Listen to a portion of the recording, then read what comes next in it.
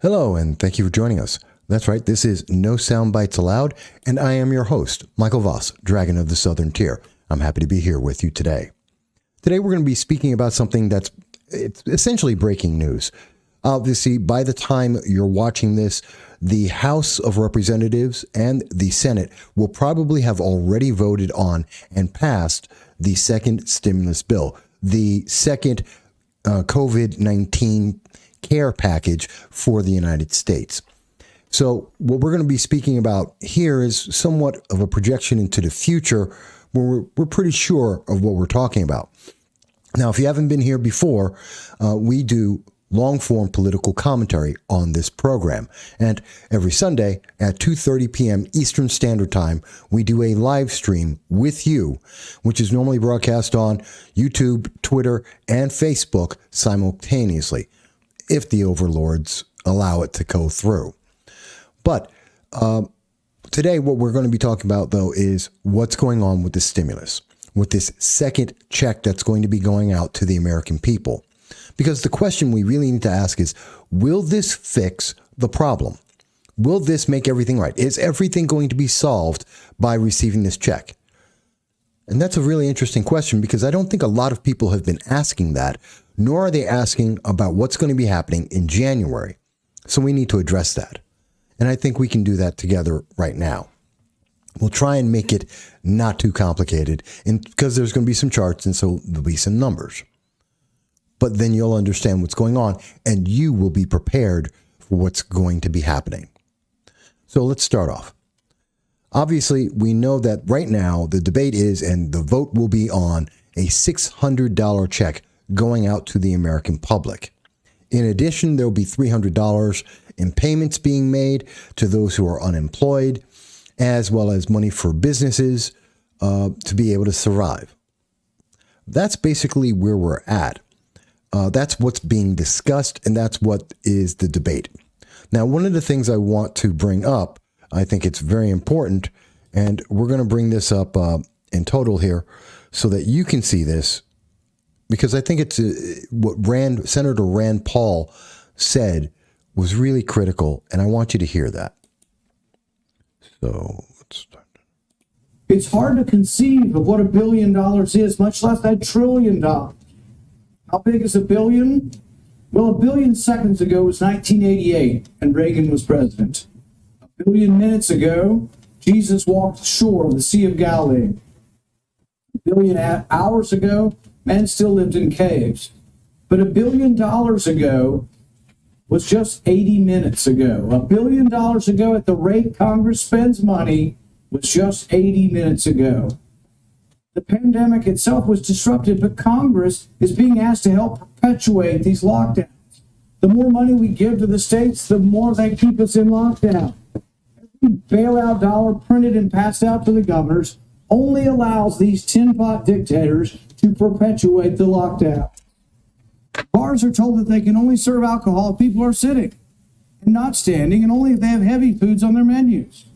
Restaurants are told they can serve outdoors, then they have their permission revoked after they've sunk time and money converting their restaurant to outdoor services.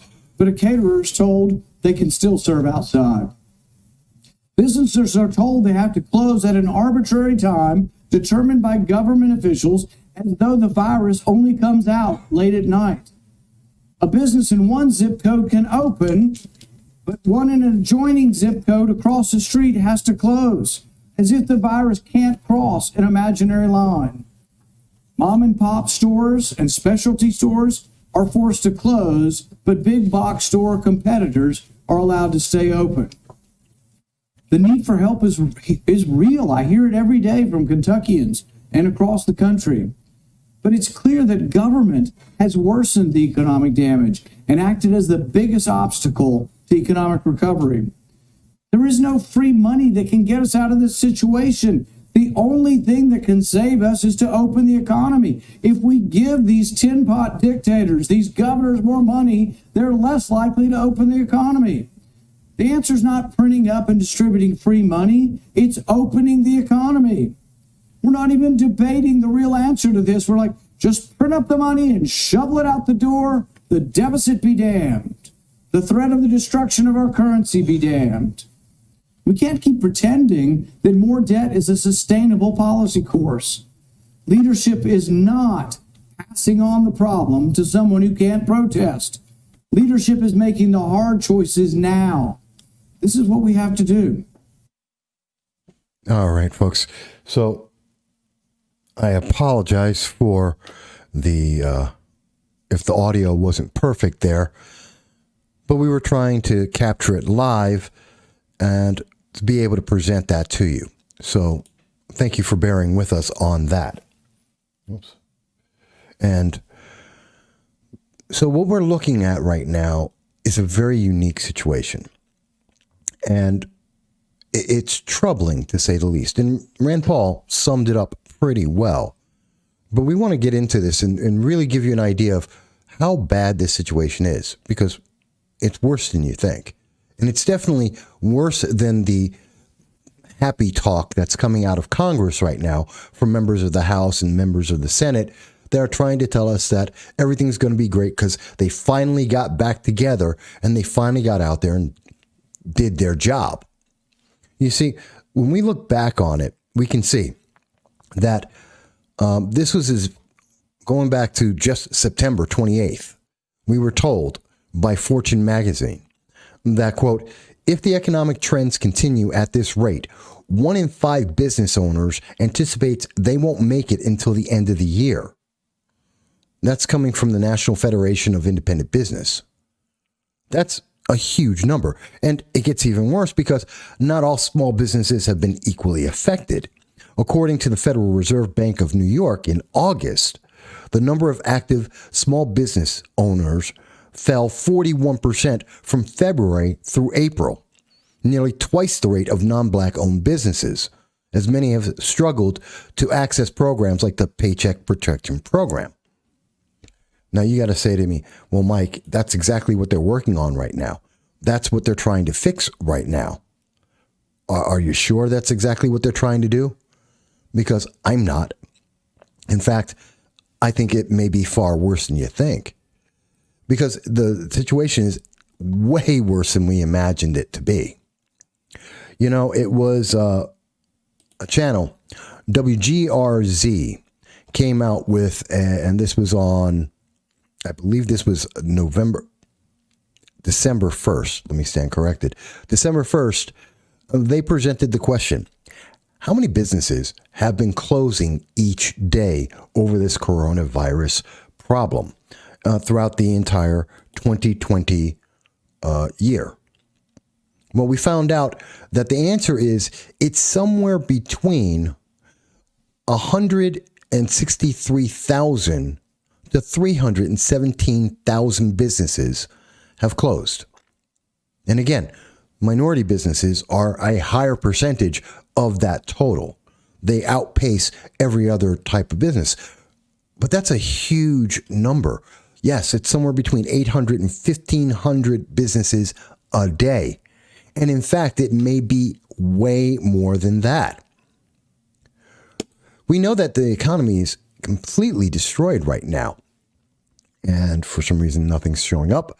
But what we know for sure is when we look at what happened with Black Friday, according to Forbes magazine, the key thing here is that sales were down 23% for brick and mortar retailers. Total foot traffic for retailers on Cyber Monday were down 23%. Now, yes, you'll hear and you've heard that Cyber Monday was a record-breaking $10.8 billion.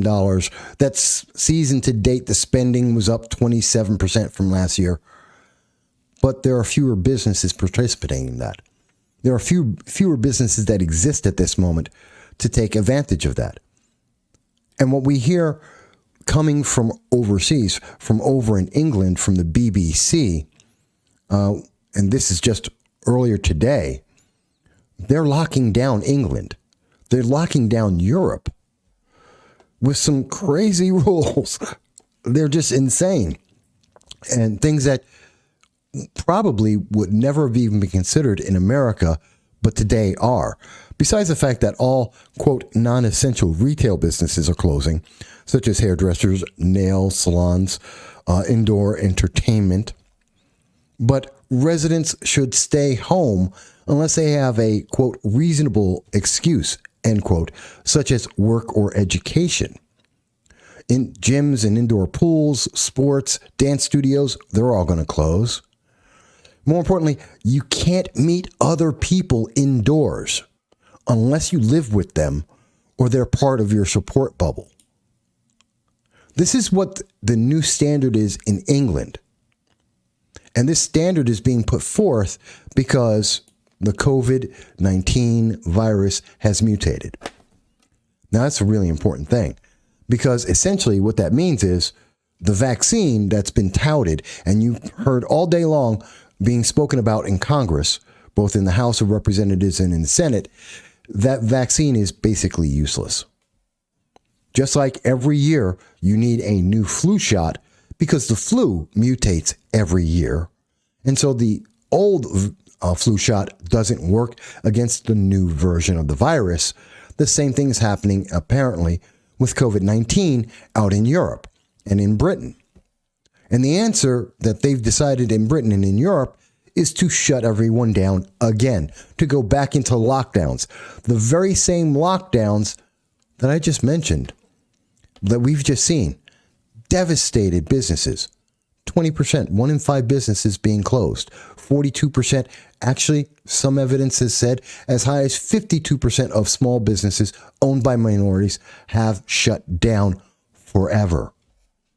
These numbers are possibly higher than we even expect at this time. So we have to think about this. What is this stimulus really going to do? I mean, what about one of the big questions that's coming up? People may recall, and I was speaking about it yesterday on the live stream, the CDC temporarily halted the evictions in the nation.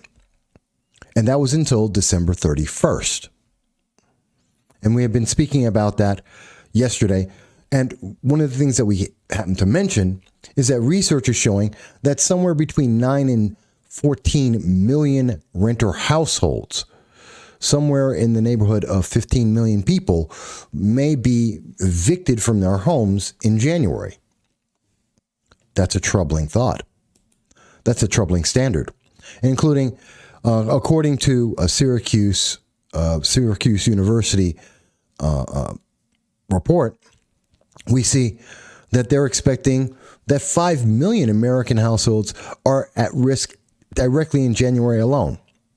So the number is somewhere between possibly 2 to as many as 14 million American households may be facing eviction.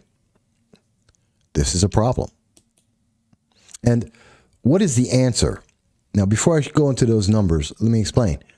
The answer that we are hearing from Congress and the Senate is that the stimulus bill will take care of this. That's what they worked on since July. They have worked on this, excuse me, and because of politics, because of the election from both Republicans and Democrats, everything was put off. No one could do anything until after the November election because neither side wanted to show favoritism or a win by the other side. So, and essentially the Democrats led that cause, but the Republicans were involved with it too. And they didn't want anyone else to win. So the American people were subjected to the penalty. Now, what we know is that inside the stimulus, there is going to be money set aside. Enough money that works out to, and I believe the amount was $25 billion. $25 billion has been targeted to help people who are facing eviction to pay their rent. Now that number is, and I'm just going to use the mid-range here, about 14 million people. That would work out to about $2,000 per renter household. I want you to look at something because no one else is talking about this, not in this context. throughout the coronavirus crisis, rent has been going up. In some cases, as much as 3.1%, at least about 1.8%, 1.5% per month from March through June alone. And what we can see, and this is from rent.com, we can see that the average rent in America for a studio apartment is $1,624. A one bedroom is roughly about $1,600. For a two bedroom, $1,800. For a three bedroom, you're looking at about $2,000. Now, let me say it again. Our wonderful senators and our wonderful congressmen have decided that they're going to give $25 billion to some 12 million renters who owe rent in excess of 6 months, which means they owe $12,000, and they're going to give out roughly $2,000, 1 month's rent.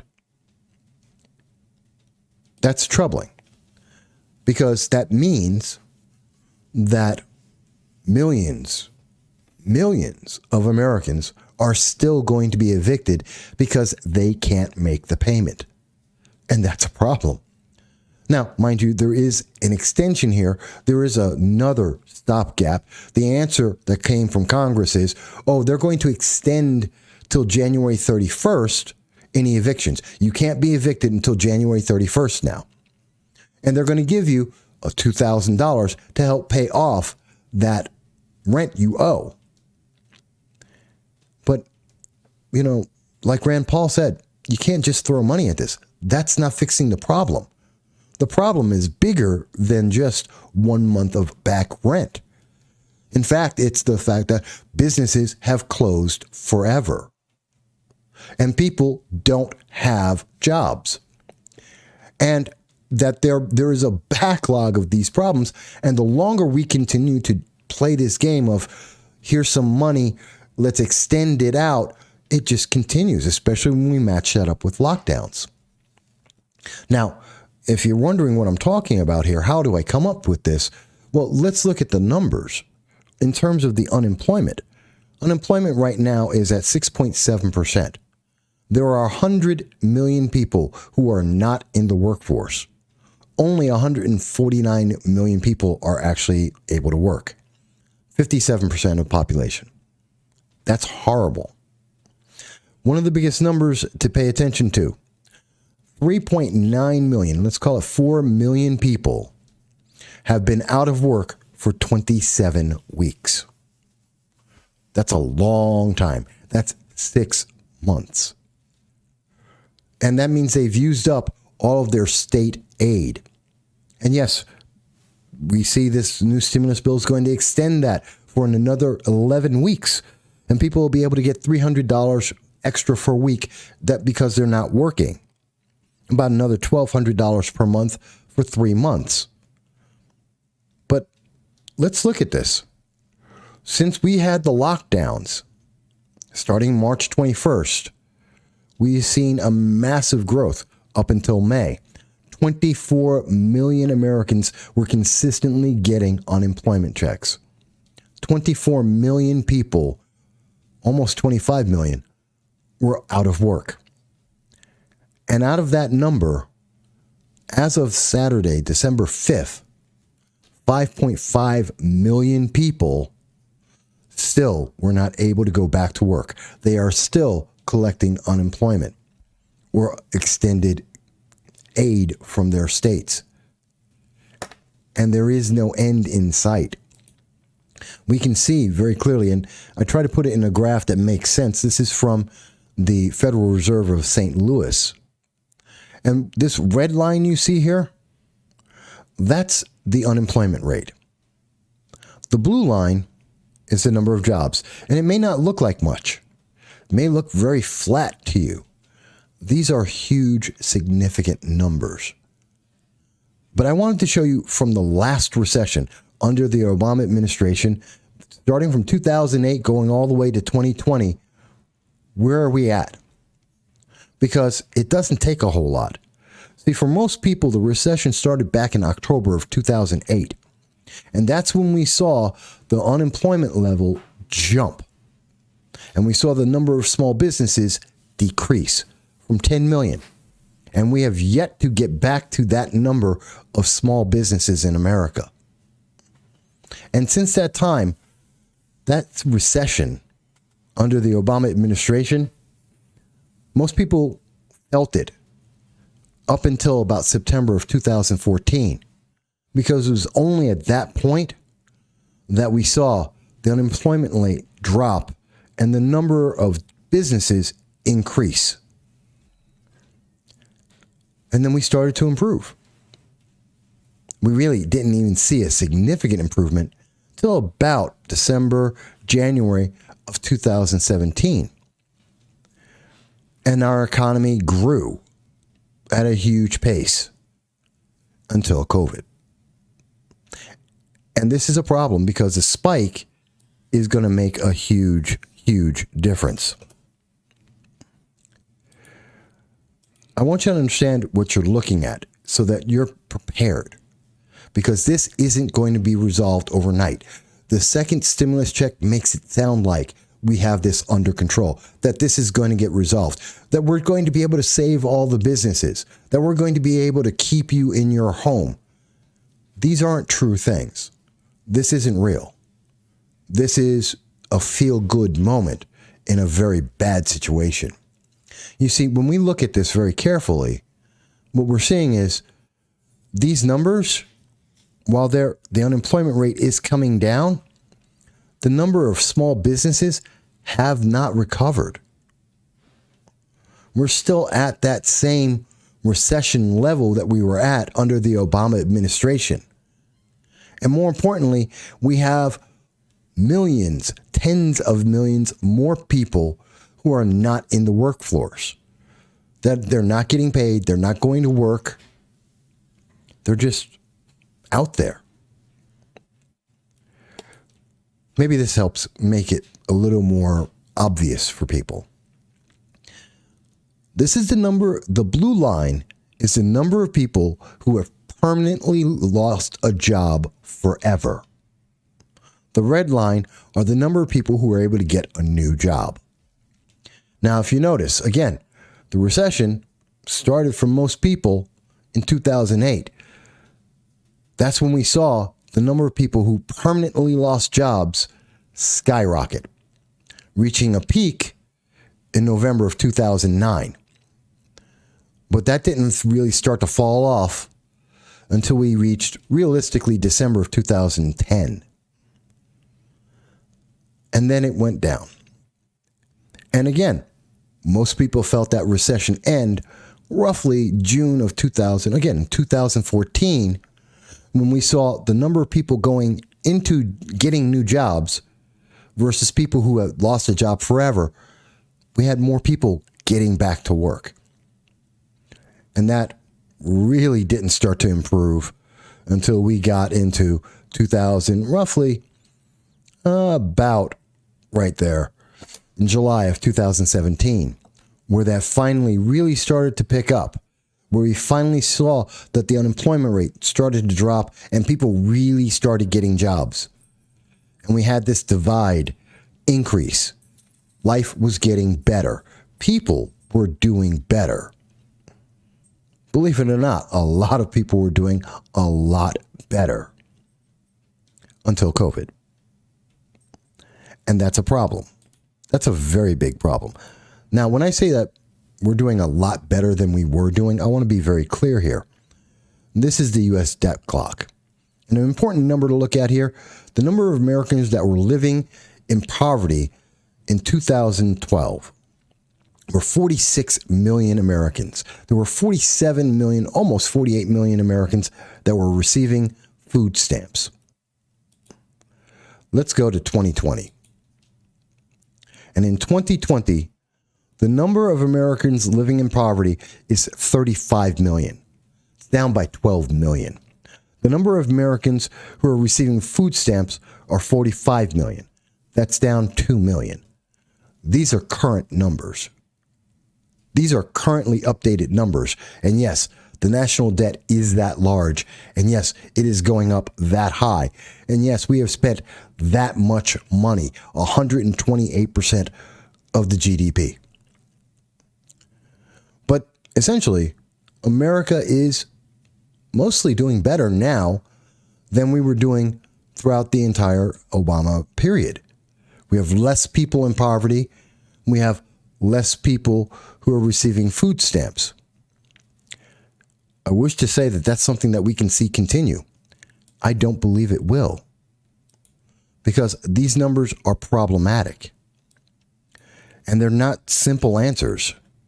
I wish they were.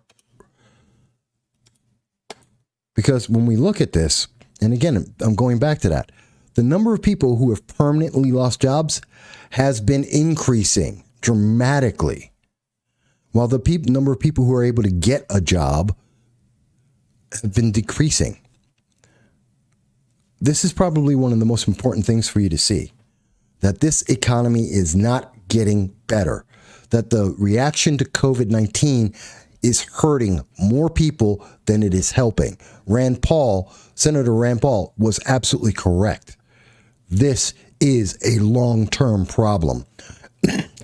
Throwing money at it is not going to fix this. Businesses continue to shut down. Excuse me.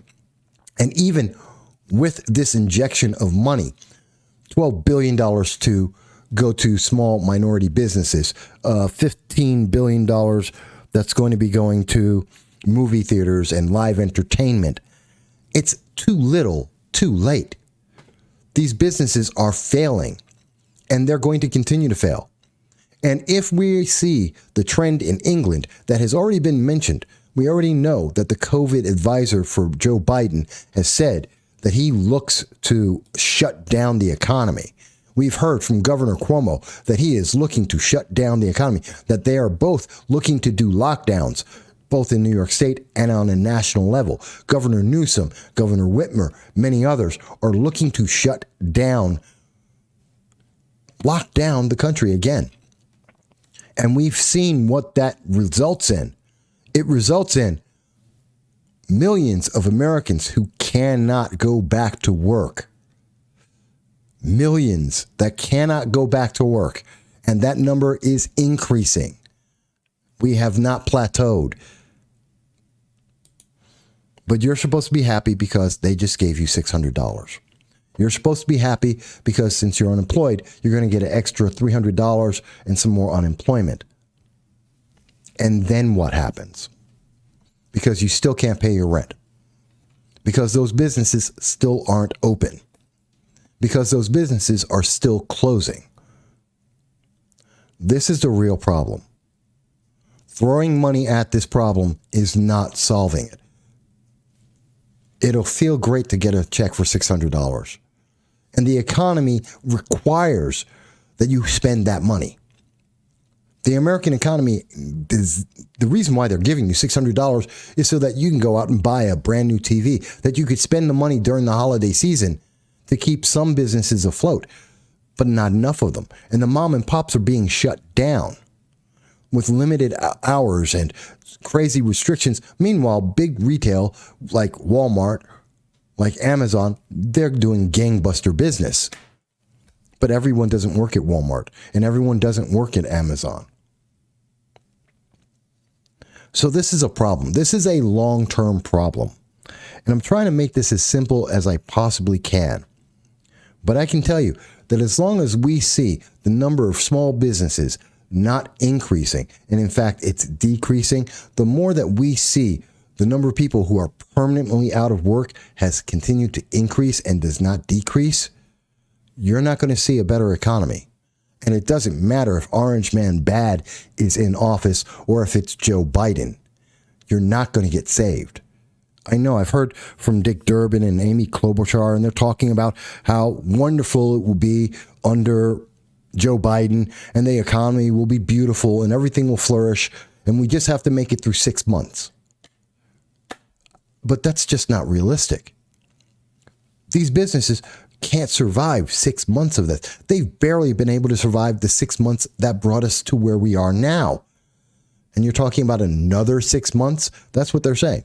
Another 6 months where people will be getting vaccines for a virus that's mutated, a vaccine that will no longer apply. This is a very troubling time in America. And I hope I've tried to make it a little bit more sensical, more reasonable. And you can see the links that'll be in the description so you can follow this yourself and try and see what I'm also speaking about. But I'm saying this for a very specific reason. Be prepared. Just like we said back in March to prepare what we thought would be in October, we told you, prepare, get ready, because COVID's coming back. Well, we're going to tell you now, COVID's not going away. And whether it becomes more like the flu, which is probably the case, or not, it's not going away. One of the things we have to prepare for is there's going to be an extended period of time where a lot of people aren't going to be at work. A lot of people need to budget themselves and their funds. We have to look out for each other because suicides are astronomically higher. That domestic abuse is incredibly higher. Yesterday, we were talking about how we have reached an all-time high, 81,000 people that died from overdoses of heroin and fentanyl and other drugs. We are in a difficult time in America. But I believe you shouldn't be afraid. You need to be informed. This stimulus is not a one-time fix. It's not going to resolve this. It's a stopgap measure. And I guarantee you that somewhere between now and March, there's going to be another stimulus. They're going to spend another $1 trillion, possibly $2 trillion on another cash payment to the American people, another extension of unemployment as they wait out the COVID virus. This is going to be a problem, and we're going to see more and more businesses close. It's estimated that if another lockdown happens, that up to 40% of existing businesses will close. This is on top of the at least 20% of businesses that have already closed because of COVID-19 so far. That is a devastating amount of unemployment. Be prepared. Be prepared in terms of food. Be prepared in terms of emotion.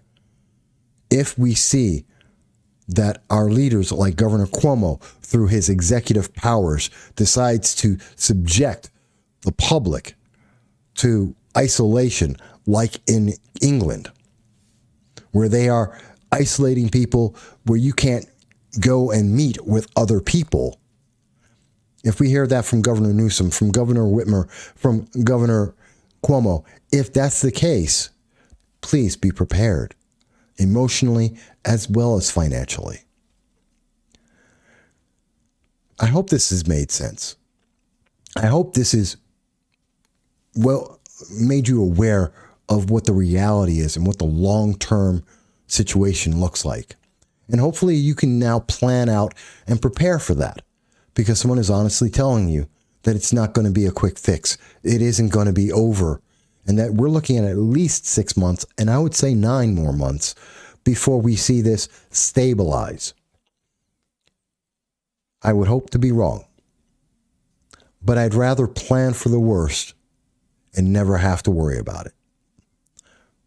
Now, if you agree, if you disagree, please, we look forward to looking at your comments in the description here on YouTube, and we're always open to hear information. Maybe we misunderstood something. That'll be important. But until then, we want to thank you for watching this video. We hope you've liked it. If you have, please join us. We're trying to get to 500 subscribers, and that helps us to reach more and more people to inform them as well. And if you did like this, please do like it. And hopefully we'll see you on Sunday at 2:30 Eastern Standard Time. And we'll be doing our live stream, and you're more than welcome to join us. Until then, we thank you and we hope you have a great day.